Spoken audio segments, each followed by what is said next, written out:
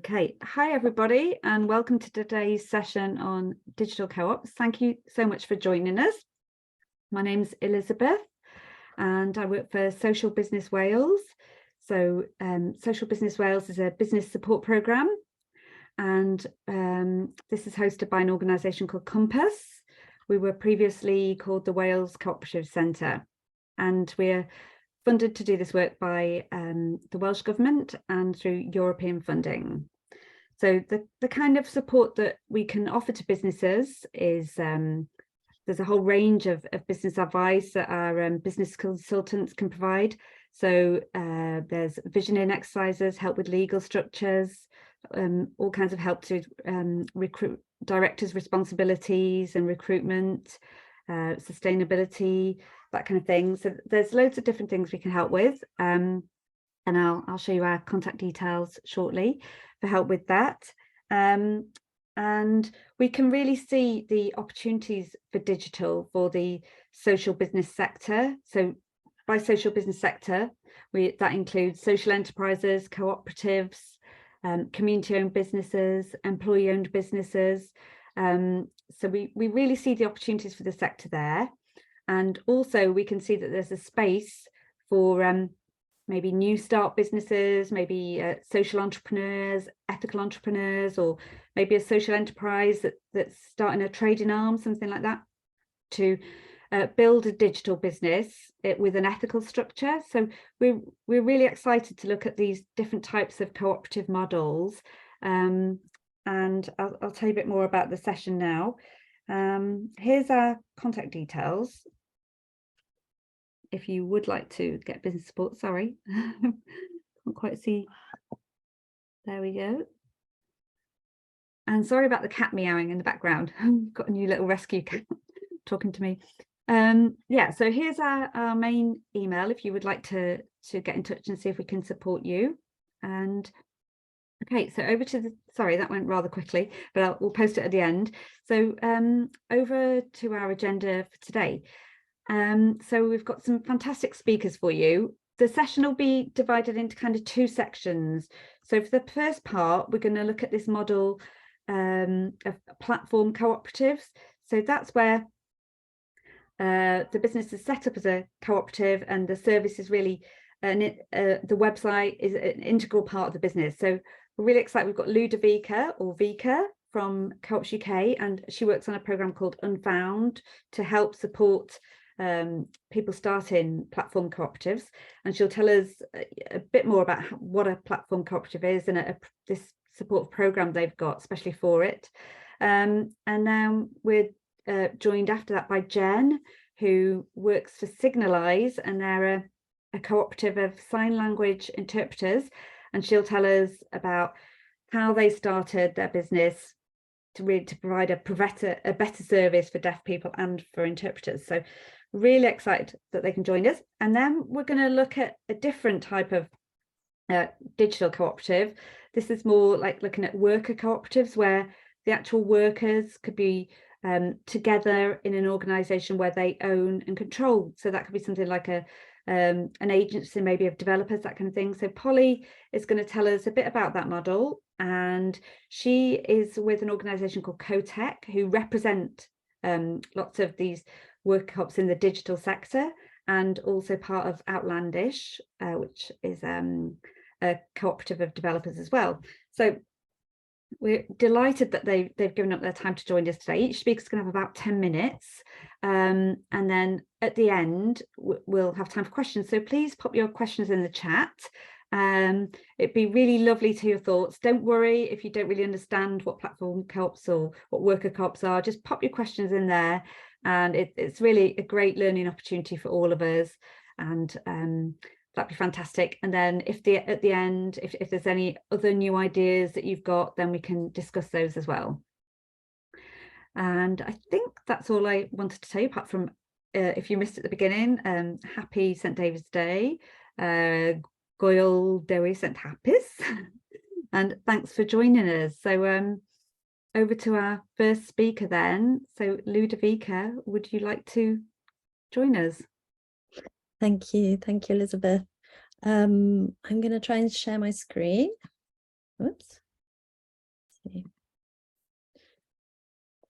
So while you're doing that, Vika, just to explain to everybody, at the end of the session, I'll give you a link and it'll have all these presentations on, or we'll get them on hopefully by the end of the day. And we'll also have a recording of the session. So if you've got anyone you want to share the session with, that would be great. Great, thanks. Can you see my slides? And can you hear me okay? Yeah, great, fantastic.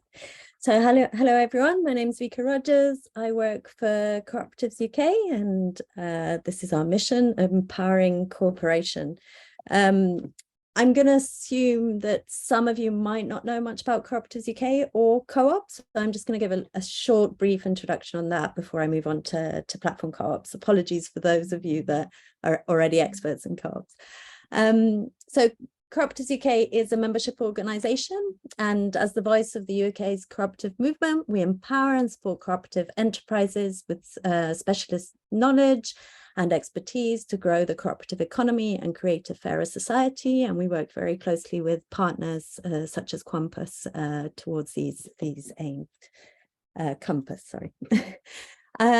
I'm just going to give a bit of an overview of what we mean by a co-op. I'm sorry if I go through slides quite quickly, but there's a lot of things I want to cover, but more than happy to answer any questions at the end or also via email or in the chat.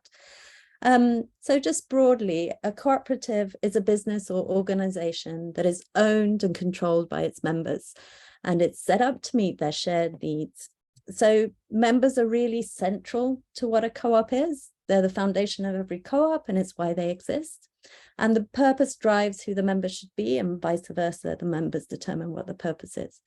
Members have an equal say, and they are owners of the co-op, and they choose what to do with the profits.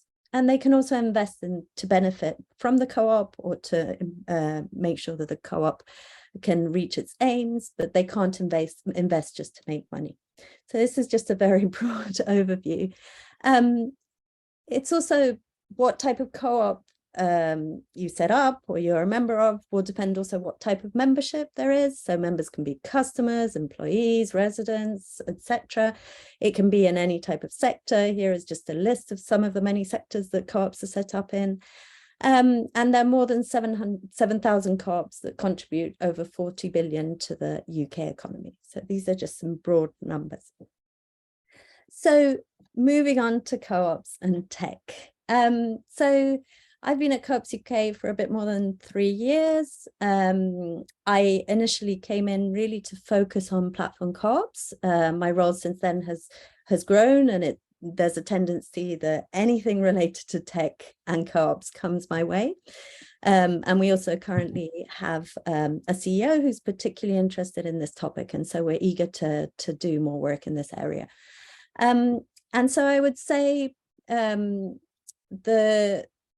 what we're really interested in understanding is the overlaps between this idea of collectively owned and democratically controlled organizations and tech.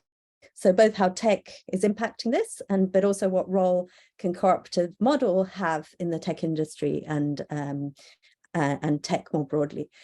So here are what we call the cooperative principles. Again, I'd love to go into detail with each of them, but each of them is a webinar in its own. But I'll just go through them and read them slowly. And just while I'm reading them, just really think of how these principles, one thing is just applying them not simply, but to business models, but also what if we start thinking of how applying them to how we develop tech, how we use data, how we collect data, how we process it, etc. So the principles are voluntary and open membership, democratic member control, members' economic participation, autonomy and independence, education, training and information, cooperation among cooperatives, and concern for the community. So I've been someone that's been involved in the co-op movement for a long time, but also in the tech movement. And what really fascinates me is the overlaps and the learnings that we can have from the two movements. So the work that we're doing at Co-ops UK, we're really trying to look at 3 aspects. So the first, and where we've done more work on, is what are the new business models that are emerging due to tech, or what are the new industries that are growing within the co-op sector due to the technical revolution? We're also interested in looking at how tech can build an infrastructure for the co-op movement to make it more resilient, to help it grow, etc. But we're also interested in understanding how the values and principles of cooperation that I was talking about can influence the tech sector. Now, today I'm just going to focus on the first one because that's where we put more work in, but the other topics are also of great interest to us. So I'm not going to go into detail about this because Polly's here. This is taken from COTEC's website, but it just to give you just a sense of like the tech industry and how many areas it covers and how many opportunities there are for co-ops. And so Polly will tell you more about this.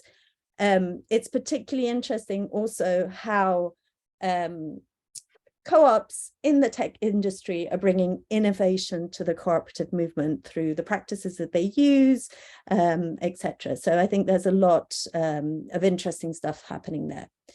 I'm going to move on to talk about platform co-ops because I said I'd give a bit of an introduction before Jen talks about her specific case. So before I define what a platform co-op is, I just wanted to give a broad definition of what we mean by a platform business. There's no official definition of a platform business. This is just one that we find useful, but I hope it resonates with you, this idea of like the type of businesses that we've seen emerge in the last 15 to 20 years. So a platform business is a business that uses a digital platform to trade, connect people, and or pool resources and data. And so if you merge the idea of a platform business with the idea of a co-op, basically we're talking about a platform business that is run as a co-op, and therefore it is democratically owned and controlled by its members. Again, what type of co-op it is will depend by who its members are. So you can think of an example for like Deliveroo. Imagine if the riders were the members and they controlled the company, etc. What would be the radical transformations we would see there? And what is really exciting is that those experiments are currently happening, or they're not even experiments anymore. They're like businesses that are running. So here are some of the examples we have from the UK. I won't talk much about Signalise. I'll let Jen talk about that. Now, I've grouped these together because it's those type of businesses where we have a provider of a service and a receiver of a service, and they come together through the platform. And what is very interesting is that in many platform co-ops, both the provider of the service and the receiver of the service are members of the co-op. And so you can imagine how that can change the power dynamics and also how the business is run and the technology is developed. So I've put some quotes from some of these organizations, and I'm just going to read Equal Care's one, which is the second one, to give you a sense of this transformation, which is we want to see a care and support system which puts the relationship between givers and receiver and giver and receiver first, shares power and allows care and support to exist in abundance.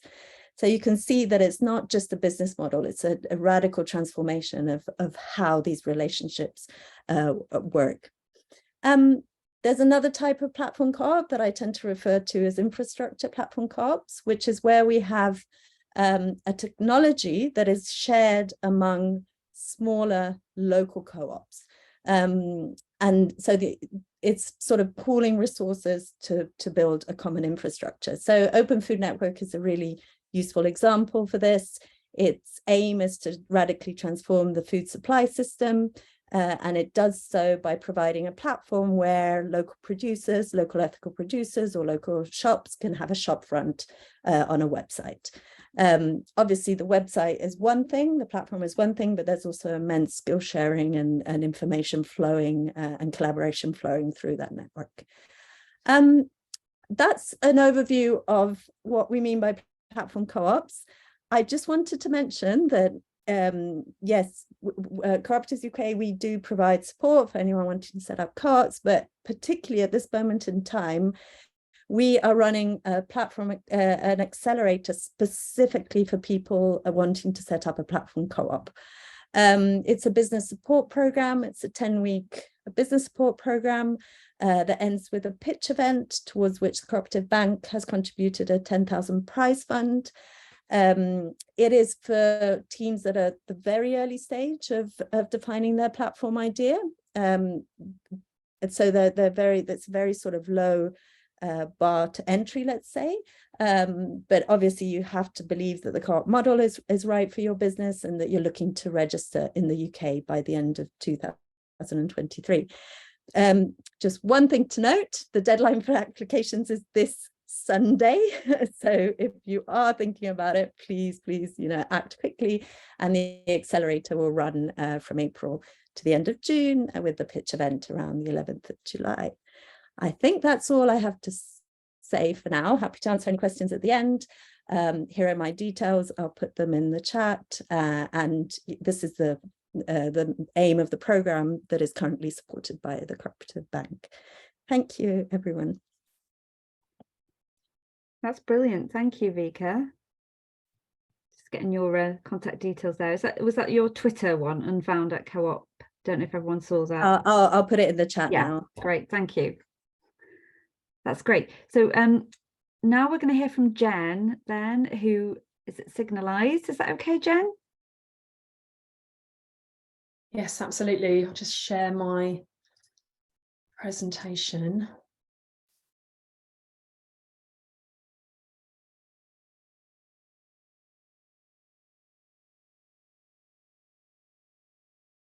Can everyone see that okay?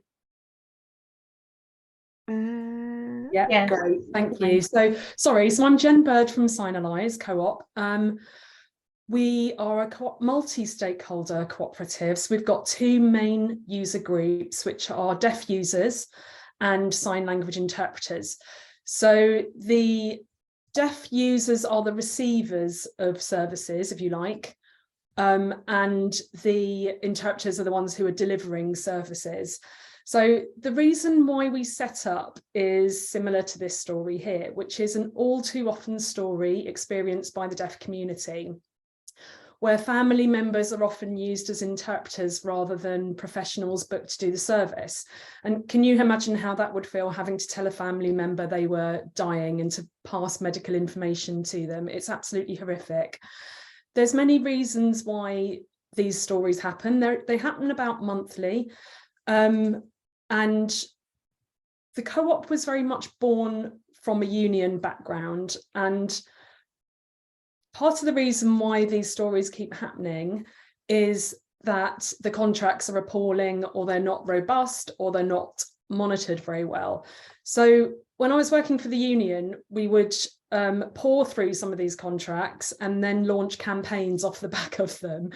For example, one national framework agreement, a framework agreement, I don't know if you know, is like an overarching umbrella contract where many public sector organisations can buy a contract from that framework. And the first time there was a national framework, it stipulated level 2 sign language, which is the equivalent of holiday French. So on the back of that, we thought there's no way that we can still campaign to stop these kind of contracts and to improve them and make them more robust and insist on professional registered interpreters. But the only way to actually create a sea change in how services are delivered for the benefit of the deaf community is to actually become a business, hence the need to set up a cooperative. I attended a Co-ops UK webinar run by Petra Morris, and at the time, we were very much thinking about a workers' cooperative. And at the time, she said, well, why don't you just do a multi-stakeholder one? And I was like, what does this mean? And she said, well, deaf people can become owners too. And I literally, my mind exploded. And I thought, this is the answer. This is brilliant. So we are the only business in the UK, possibly globally, who has deaf users involved centrally within the business. This has never happened before. This is absolutely fundamental in creating the kind of culture change that we want to see in the coming years. So I'm not going to talk about all of these. but the story I've just told you is essentially in a nutshell all of the problems that have happened in services. And our solution as a platform cooperative is to basically be the reverse. We are the experts. As a group of interpreters and a group of deaf people used to receiving services, we know how it should be run and what the gaps are. So we work with commissioners to shape services to be better and better for the benefit of both user groups. I should also say that we did a community share offer, so we also have an investor membership group as well. We're very grateful to them. So this was our journey. We only started discussions in 2019, so we're actually coming into our fourth year of since we set up. We did a crowdfunder, so the route that we took to where we are now is very typical of platform cooperatives, and we very much look towards Equal Care Co-op, which Vika also mentioned as being very similar to us as a multi-stakeholder cooperative. We see ourselves very much fitting into what we'd like to think is the post-COVID economy, where there's a higher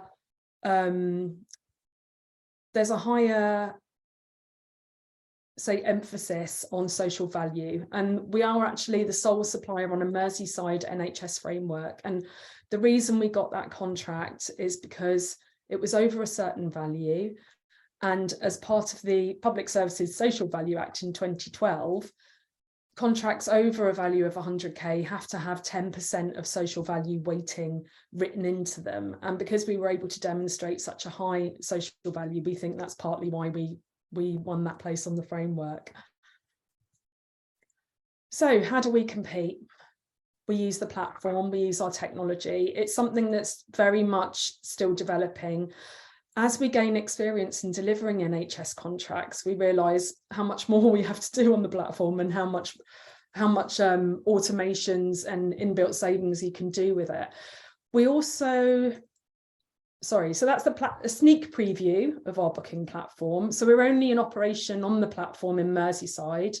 It's in beta, so if you want to have a look at it, it's beta.signalise.coop.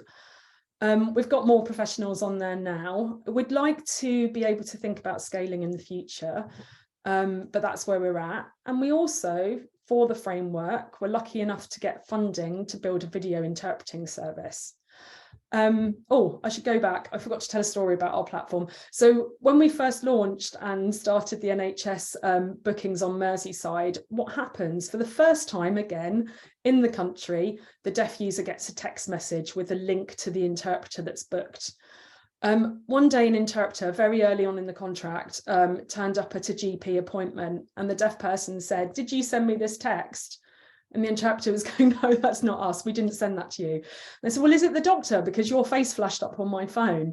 So the interpreter had a look at the text message and realised it was sent by us. So this is the very first time that deaf people are told that an interpreter is actually coming, because quite often they didn't know whether one was actually booked. That relied on somebody within the practice or the hospital actually thinking to contact the deaf person. It's not done as a matter of course.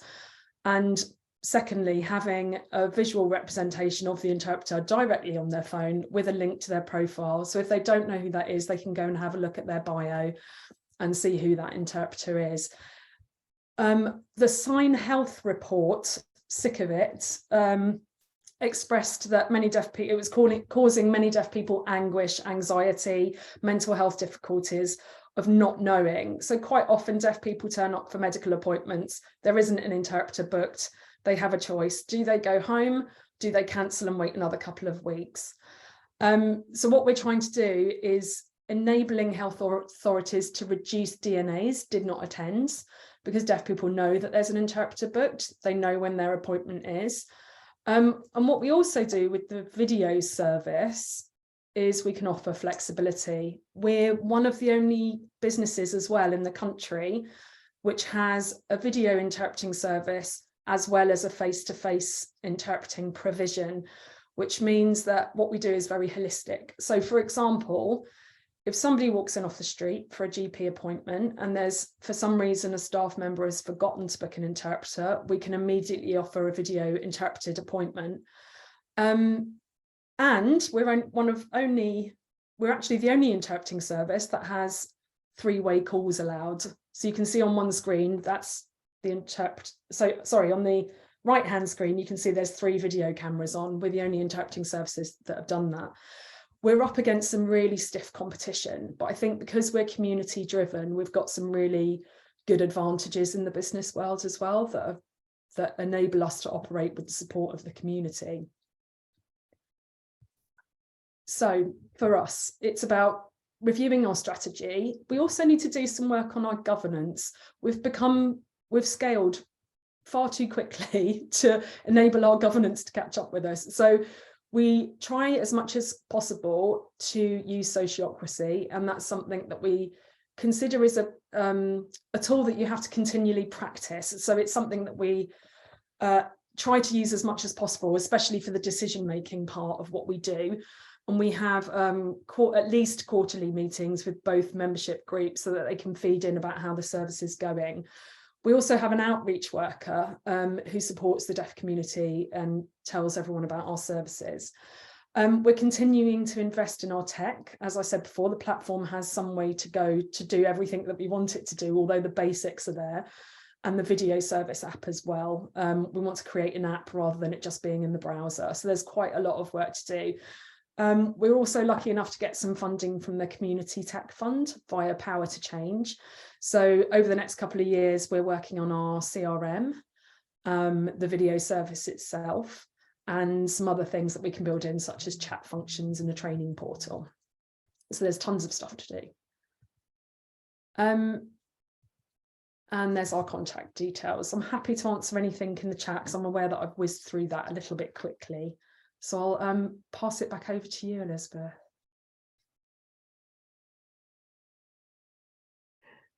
Thank you.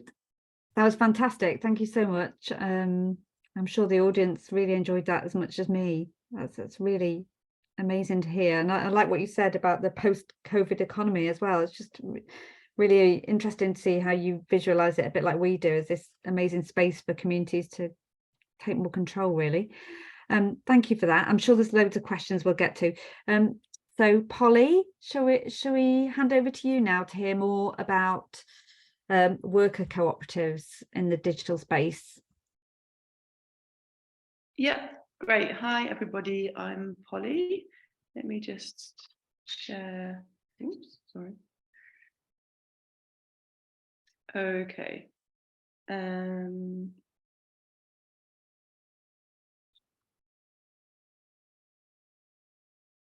Right. Can you see my screen? Not just yet, I can't, but I think it's coming. There we go. Yeah. Yeah, brilliant.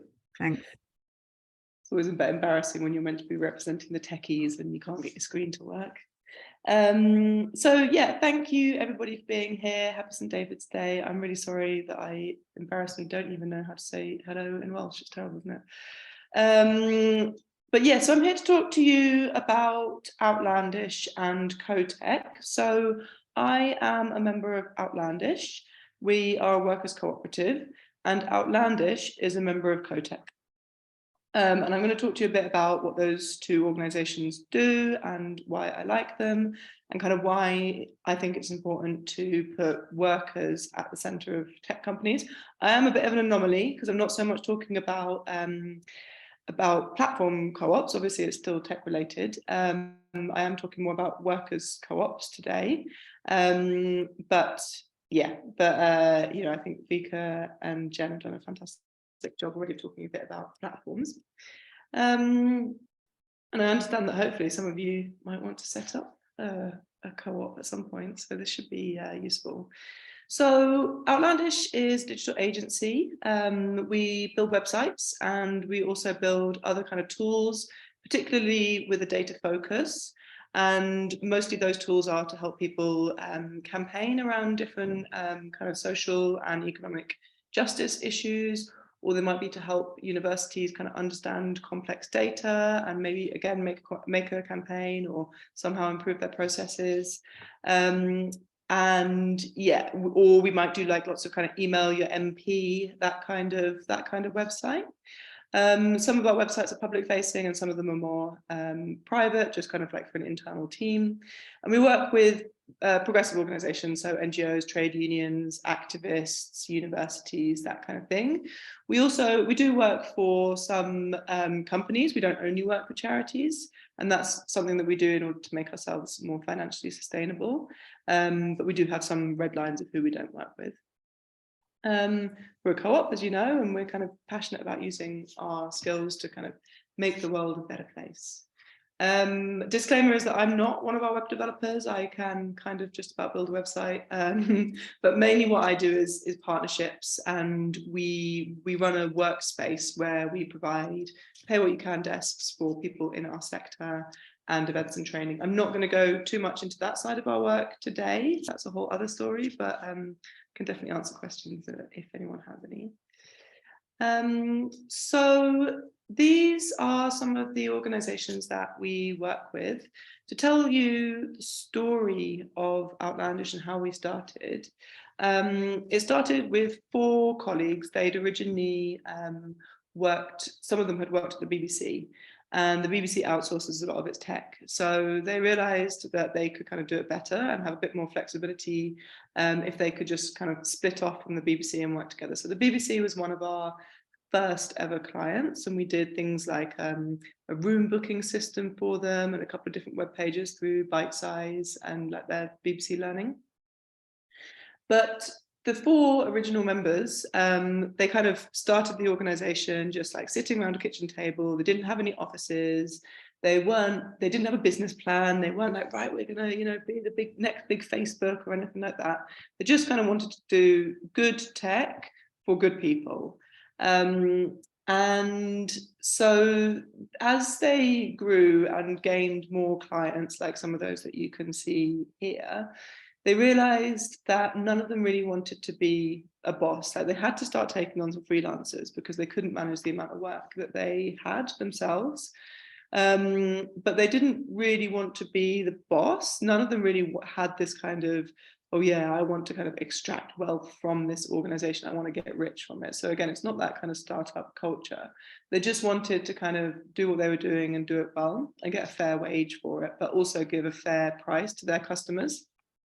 So they had originally set up as an LLP, and then as they grew, they looked around for a different type of structure and decided to go for a workers' cooperative. So one of the benefits of it to us is that everybody at Outlandish has pretty much like an equal responsibility and opportunity to find new business. So there's no one person or there's no small team of people who are responsible just for getting the business in. It's kind of all of our collective responsibility. And obviously, like, as it happens, some people are more inclined towards that type of work than others. Some people might be more introverted or extroverted or have more contacts and that kind of thing. So some people do tend towards doing different types of things in the co-op. But part of it was just that we wanted all to be paid like more or less equally. And we wanted everyone to take an equal responsibility for making the business a success. So yeah, to go back to some of our clients, I should have put Signalise in here, sorry, and indeed Co-ops UK. I think some of my colleagues will be delivering a few of the workshops on the Unfound programme, I think, is that right, Vika? Yeah.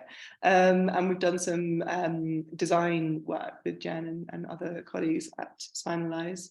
But yeah, Prospect and Beck2, we've built their website, which required like a huge amount of kind of data, like kind of information architecture. They've got like a lot of information on there and it was all a bit scrambled. So we've helped them really kind of narrow that down.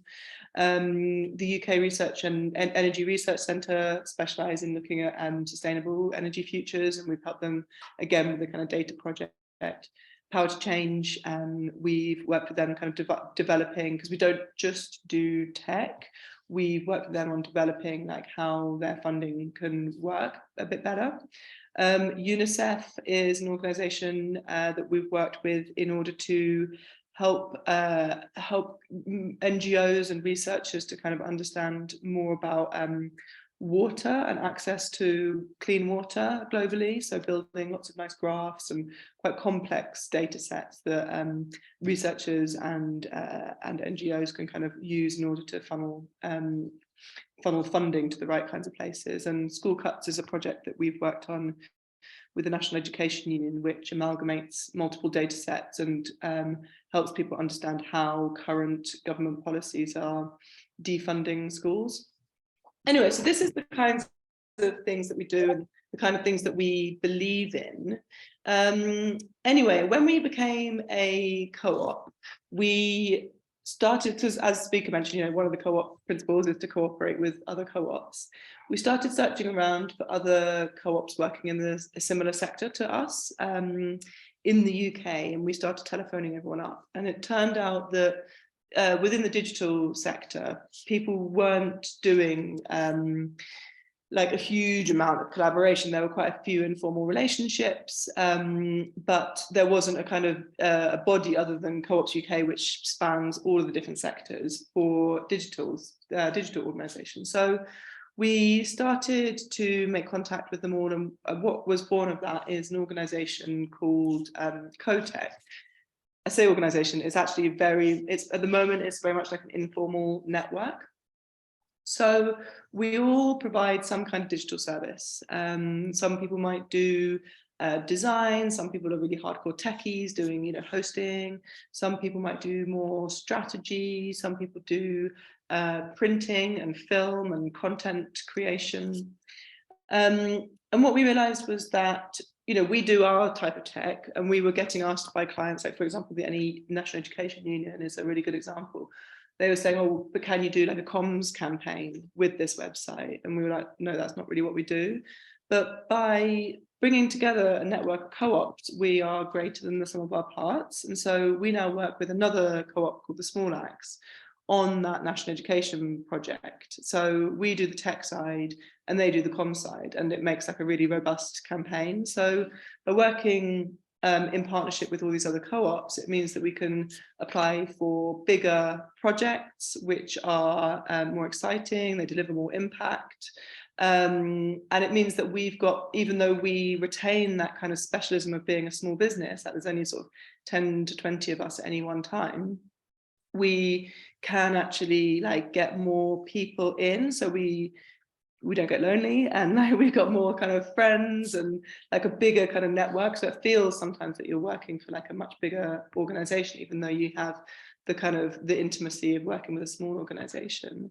I've just copied that bit of text here from our website, which is obviously aimed more at potential clients. So we always say that, you know, you're working directly with people who own the business, whereas in a lot of more commercial or capitalist tech agencies, somebody senior might sell you the work, but then pass that work on to somebody junior, and you'll never see that senior person.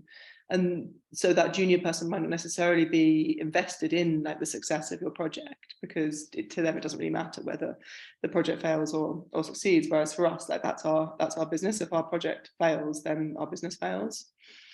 Clients get better value for money because there's no creaming money off the top. And like I mentioned, you work with like a small specialist organization. So yeah, I just was gonna, I'll just talk a little bit about, this is I think most of the fairly up-to-date list of the organizations or the co-ops within CoTech.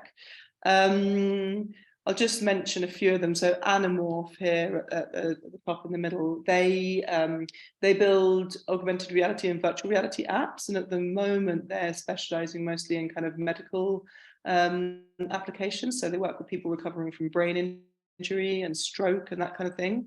So that's obviously like pretty cutting edge. They're here in our office, we share an office with them. They've got all those cool goggles and that kind of stuff. CETUS, they provide a lot of work in the education sector. Calverts are more like printing and design and graphic design. Creative Co-op, again, it's like websites, but with the more design focused. And for example, they're coming to London soon to do a talk about carbon calculator that they created, which is all around supporting the agriculture industry to become more carbon efficient or less carbon polluting. Founders and Coders, and in the middle, they also are here in our building. They are a kind of coding boot camp, completely free for people to go through. They particularly try to get more women and people of colour into digital careers. So they work with a network of hundreds of startups who then take their trainee or their like newly graduated, newly qualified apprentices on. So that's just like a small example of like the range of types of services that we provide. And I just sort of thought, you know, just before I just put these, as you can tell, I put these slides together relatively quickly. But yeah, the benefits of being a co-op is like you are your own boss. There is and that can be a benefit. It can be a headache sometimes as well, because if something's not going right in a traditional company, you might just go to your manager and say, hey, this isn't working, you need to sort it out. In a co-op, it's your responsibility to sort it out. And that can be frustrating, but I think ultimately, like, I would definitely say that that's really empowering.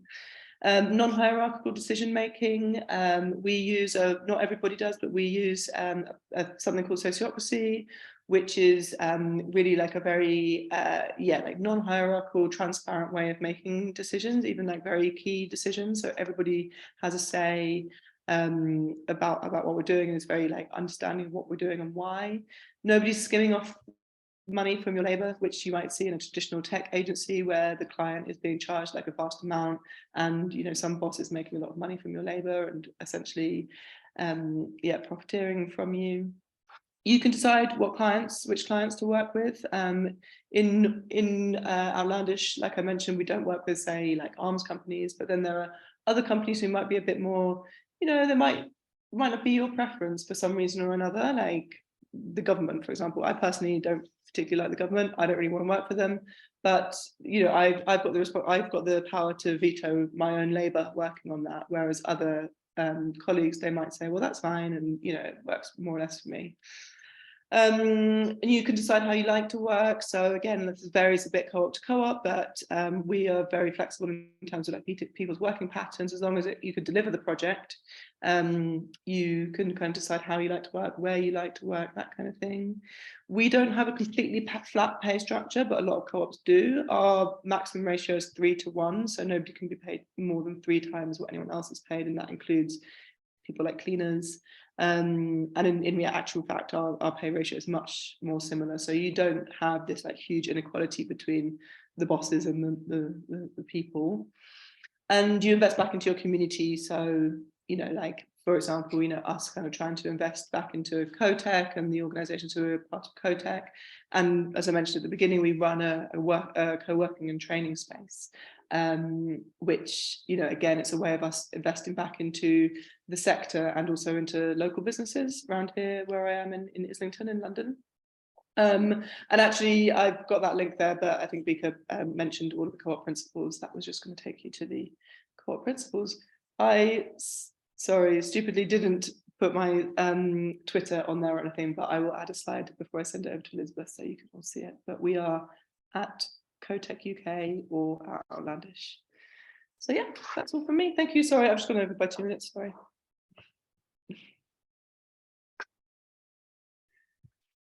That's fantastic. Thank you so much. I'm sure, I don't know about everyone else, but there's so many ideas. That's just absolutely amazing to see all those different companies working in this area. So, and you've actually got cooperatives working together as well to get bigger contracts. That's even better. So for those who don't know, there's a formal structure to that as well called a consortia where you've got other businesses working together. That's really amazing. What I'll do is we've got a few questions, I think, in there, and some people did post their questions earlier when they registered.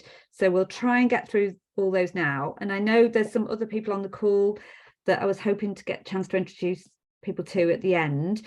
So while I'm just trying to find the questions, if I think John Atherton is on here, he runs an organisation that brings together worker co-ops. That's not in digital, that's all types of worker co-ops. So maybe he can post a link in the chat to his organisation for anyone who's interested in that. And I was really interested as well at the end of your talk, a lot of the, you know, the features and benefits of being in a worker co-op, they really resonated with. We went to visit a timber cooperative in North Wales, and there's loads of similarities there with what you were saying about the decision making as well. So that's great. I think there was a question from Michael right at the beginning, and he did ask this in the registration. So if we could answer this one, that'd be great. It's about the reach, I think. Let me try and find it. Sorry, one sec.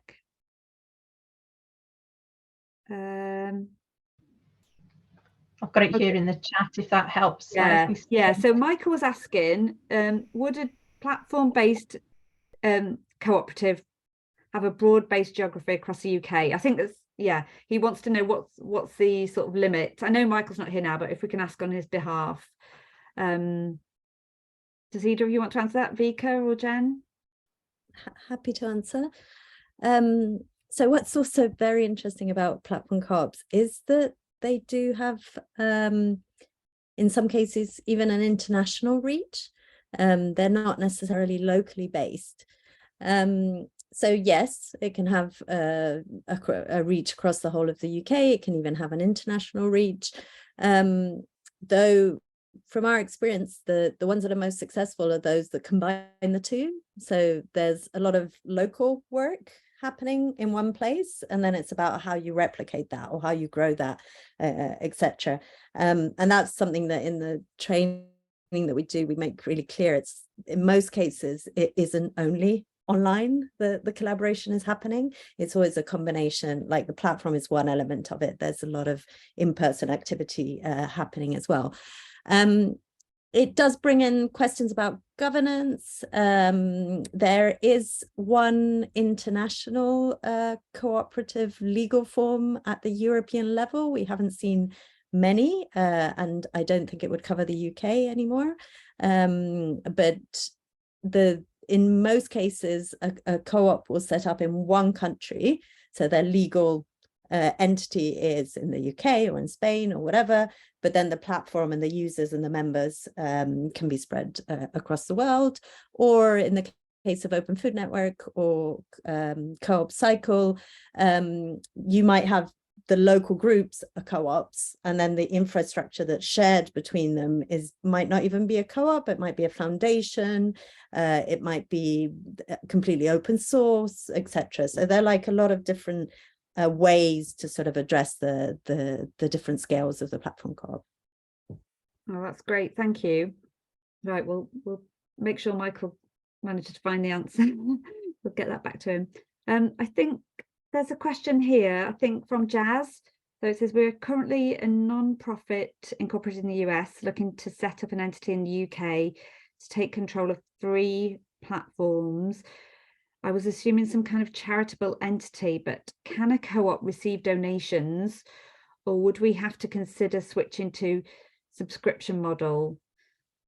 So if it's a platform co-op, can they consider donations? Maybe for a workers co-op, that would be different. You can maybe answer that afterwards, Polly, if that's possible. What do you think, Vika? So if I think I'm just going to reread it because I feel like there are quite a lot of questions in one, so I'm just going to reread it. Well, Jazz, if you're still here, you're welcome to come up and answer your question. So there's no reason, and other people here with the experience in the co-op sector as well, and John from Worker Co-ops as well might want to comment, but there's no reason why a co-op cannot, at least to my knowledge, receive donations, receive grants, etc. You can also set up a co-op as a charity. So yeah, that shouldn't be a reason for not setting it up.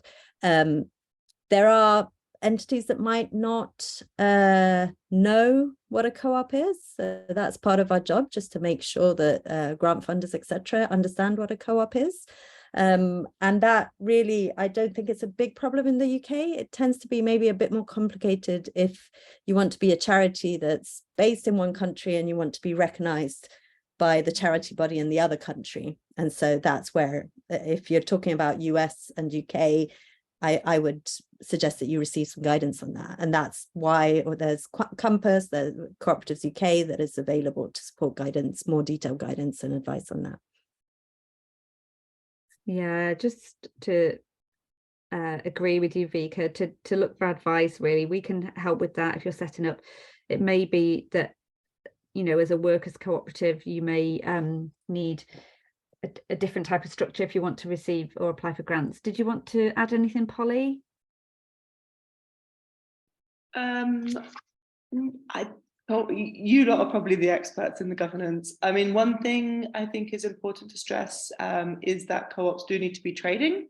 Like, you are meant to be selling something. You shouldn't just be thinking about receiving donations as your sole business model, and that's kind of what defines us from charities. And I think I meet quite a lot of people who slightly fall into that trap, thinking it's more like a charity. So do make sure that you're trading and you are selling something, and that would make a co-op right for you.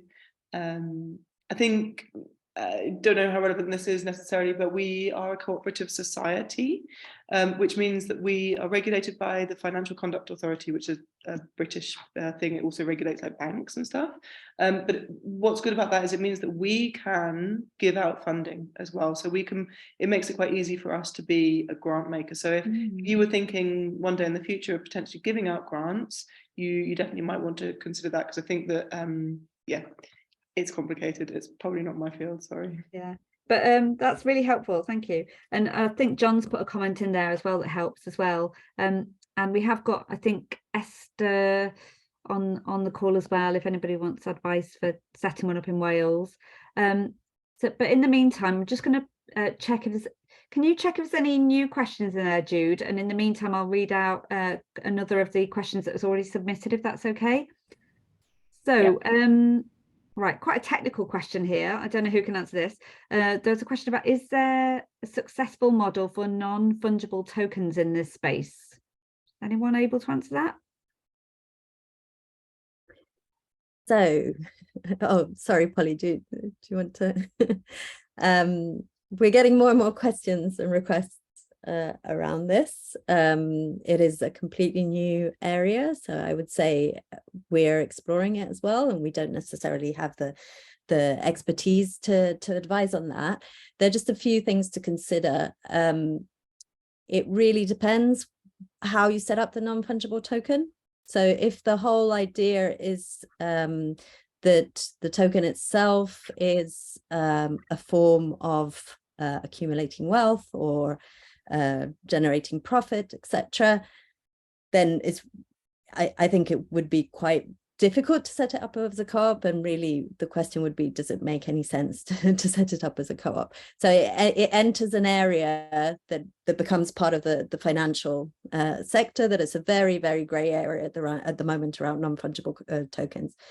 However, if you're interested from the point of view of DAOs, of the governance aspects, and so on, there are a few setting up, and what they are doing is they're really defining what tokens are, what the DAO governance is, in a way that really maps over the cooperative values. And that's why they're coming to the cooperative model, because they're like, we see value in the technology, but what it's creating now is creating governance and speculation models that don't work for their values. How can we overlap the co-op model on this to actually make it align with our values?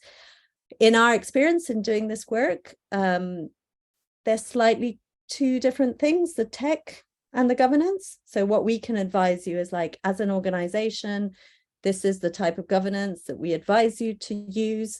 But then if you decide that your voting happens through a certain token, etc., that is up to you. It's an operational decision. So it's trying to not include everything into the articles of association if it's more an operating model. This is very detailed for anyone who's particularly interested in that subject. So sorry if I spoke too long about it. Maybe. No, that's great. Thank you. I'm sure lots of people like me will be looking at what NFTs are afterwards. Okay.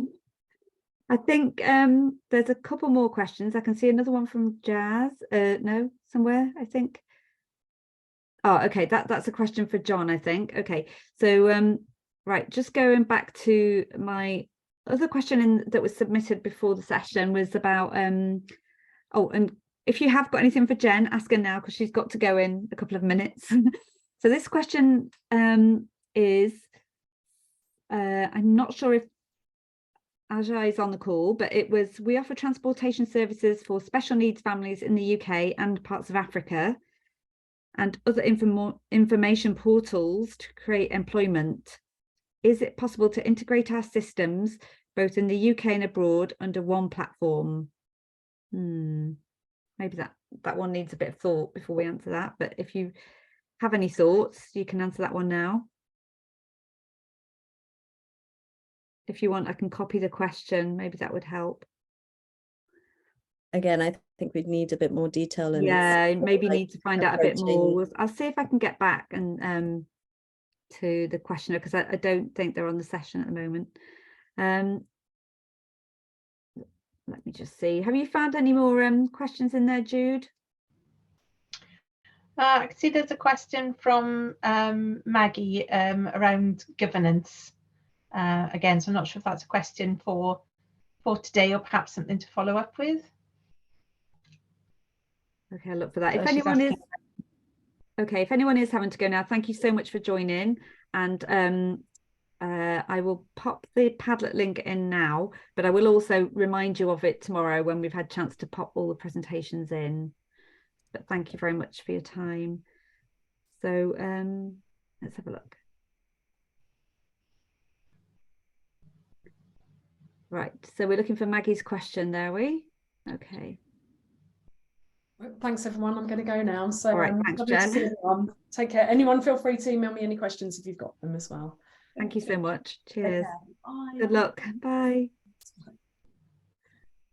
Oh yeah, and my colleague Esther has really helpfully put in a link there to our legal structures presentation, which should be of help to anyone who's not sure where to start with all this.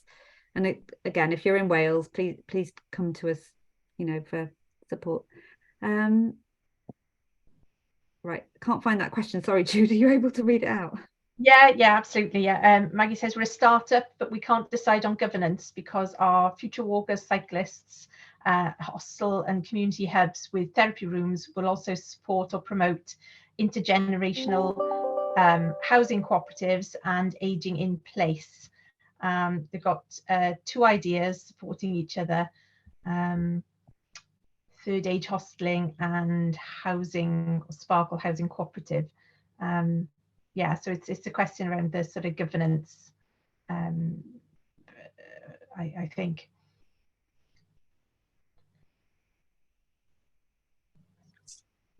I mean, I'm not. It sounds like a great idea. I'm not quite sure what the question is, but you know, I think both Jen and Vika mentioned an organisation called Equal Care Co-op, which is a platform co-op, and like Signalise, what's so special about it is that it puts the people who are recipients of care on an equal footing with the people who are giving the care.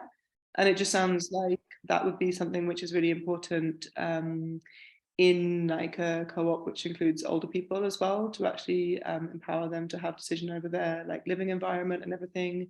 And I know that Equal Care Co-op also include, I think, family members, and I think they're looking at potentially like a category of membership which is for family members, like particularly if people had certain whatever disabilities or conditions which might mean that they're not always able to like participate fully in decision making. So that sounds like a good idea, but I might have got the question a bit wrong.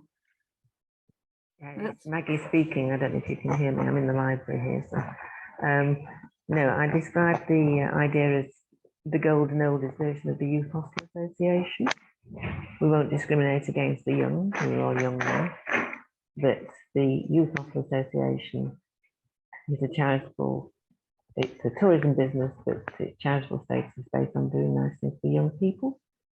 So we want to take it back a bit to what it used to be, a bit less corporate, and that we will cater for walkers and cyclists, but any extra funding will go towards encouraging people in the local community to keep fit, and also supporting intergenerational housing cooperatives. As we know, lots of people my age are living in properties that are under occupied, and yet young people can't leave home, although from the ladies I've spoken to, the mothers don't want them to leave home, so that's a difficult one. But it's just that the they won't make a lot of money, but there's some extra money that will be used to encourage older people in the community to keep fit and be involved, but also to promote intergenerational housing cooperatives. So it's not really the extra care side of things. So sorry, would you be able to just say what the question is? Because I think it sounds great. I'm looking forward to getting I on. know we have 1,100 followers on Facebook, and everybody says it's great, but it's not posting anywhere, unfortunately. I put the link into the Facebook page in the chat there, and there's a lot more explanation on there. It's not a complicated idea.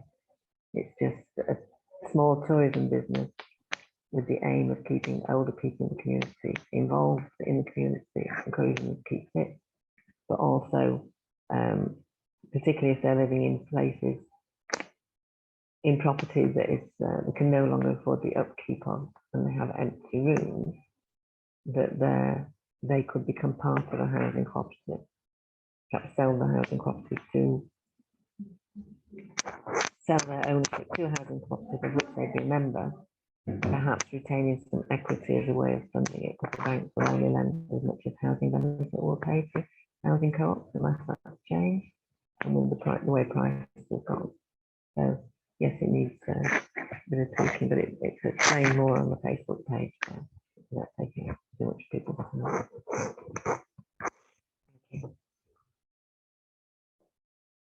Great. Thanks. Do you want to give a quick response, Polly, if you've got any thoughts? And I'm not sure if Maggie's already engaged with our housing cooperative team. But if you've got any thoughts, you're welcome to give a quick response to that, and then I'll just close. I mean, I think it sounds great. I guess one of the things to think about is what I mentioned earlier, like what is it you're trading. I guess you are unlikely to be able to own the youth hostels. So who are the clients? Is it just the older people? Are you going to be charging? No, we actually own some property that we need to bring back into use. Oh, you do, right? Okay. Yeah, I think it's probably best to maybe go to like a specific co-op advisor who can kind of talk you through all the steps. But yeah, just make sure that you've got something to trade. But it sounds fantastic. Yeah. And yeah, like Elizabeth mentioned, there is a huge community of housing co-ops out there. We haven't really touched on it today, but lots of people who'd be able to support you more specifically. Can I just add just something from the platform co-op angle? Something that might be interesting to look into is a platform called Fairbnb. And there, from the name, you can probably imagine what it's about. But they're I've been part of those since they started. Okay, perfect. So I don't need to say more. I'll just say for other people maybe that they're really trying to see what would an ethical approach to sharing your housing with other people on a temporary basis would look like, and how can that sort of also contribute to the local economy, and how can people work with local authorities around that. So thank you. Yeah, it's great to mention Fairbnb. I know Sorry, this is taking Maggie, a while. there's a It's bit of just we're not feedback looking on for your long-term, phone. short-term accommodation. Sorry, Maggie, it's a bit hard to hear you. We'll try and answer your question, because it maybe there's some different specific questions in there. But thank you everyone for coming on the call today. I'm going to probably close the recording now because I know some people have got to go. But thank you so much. And if our speakers can stay on, maybe they can answer some more questions for you. But I'll just end the recording now. Thank you so much, everyone.